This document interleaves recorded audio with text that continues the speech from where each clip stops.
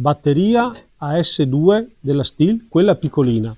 Da oggi abbiamo un nuovo inquilino, soffiatore BGA 30, un soffiatore molto molto leggero, con una particolarità rispetto agli altri, che in un attimo riesco a passare dalla conformazione corta alla conformazione più lunga, quindi basta fare questo movimento e si toglie.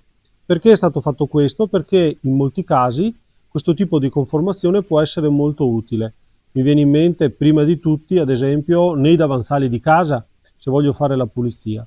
Comunque è un soffiatore il più piccolino della categoria, è adatto per fare piccole pulizie nei terrazzi, nei piccole aree dove posso avere anche gli attrezzi del giardino, e in ogni caso ha un'autonomia di 7 minuti per batteria, può essere venduto sia con un set di 2 batterie che eventualmente nudo, cioè da solo senza batterie e caricabatterie.